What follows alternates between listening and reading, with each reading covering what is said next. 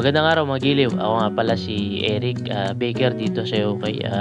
Kilala ako bilang panadero mangyan. Bali mga giliw, ang pasok nga pala dito ay 4 AM. At pagpasok mo sa umaga, ang gagawin mo dyan, ilalabas mo yung mga nasa chiller na mga pop pastry, pies, and cookies.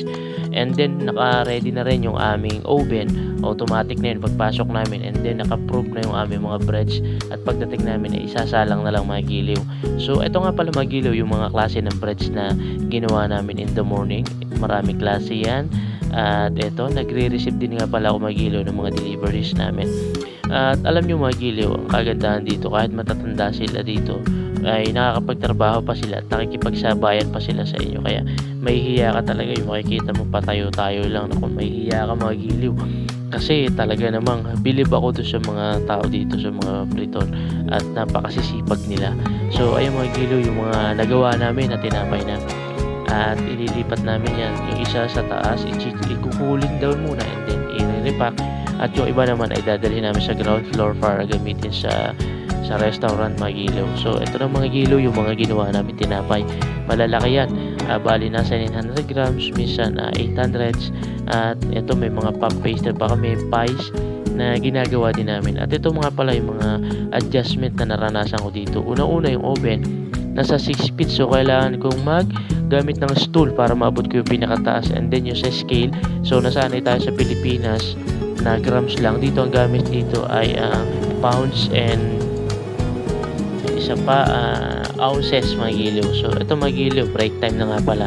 Pero nga pala kami 20 minutes break time mga giliw. So may pantry kami dito sa taas, may mga food, may mga fruit cereals na pwede mong kainin. Dahil 20 minutes yung break namin, ayan, mamimili ka ng kakainin mo dyan. So ito mga giliw, yung favorite ko, ayan, pancake. Tali may mga iba't ibang flavor ng pancake yan.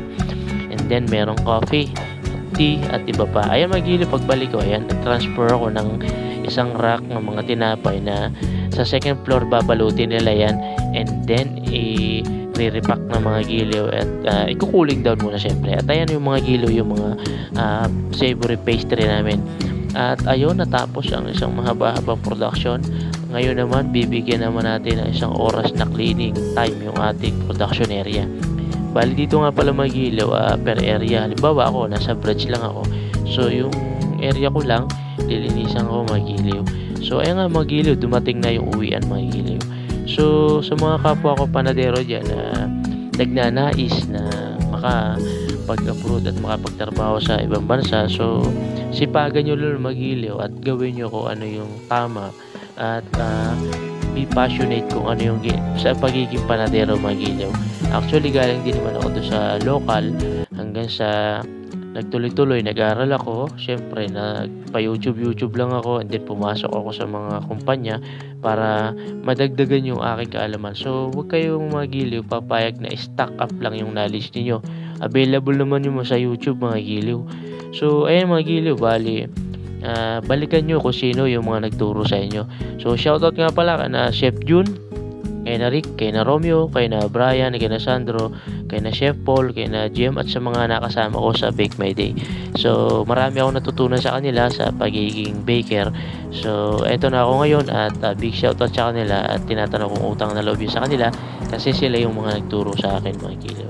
So eto lang mga giliw, yung aking maikwento sa pagiging panadero ko dito sa United Kingdom mga giliw. So ayan, lumabas kami at naglakad-lakad kami, nag-i-enjoy kami ng malamig na klima dito. So ayun lang mga giliw, at magandang araw sa inyong lahat, at mabuhay ang mga panaderong Pilipino. Bye bye.